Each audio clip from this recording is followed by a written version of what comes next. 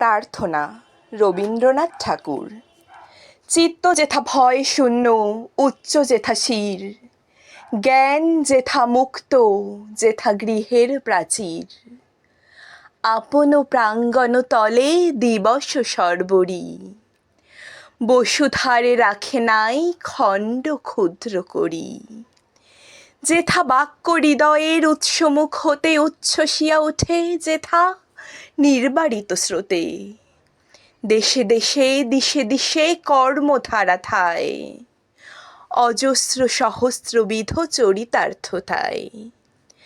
যেথা তুচ্ছ আচারের মরু বালু রাশি, বিচারে স্রোতপথ ফেলে নাই গ্রাসী, পৌরুষেরে করেনি শতধা।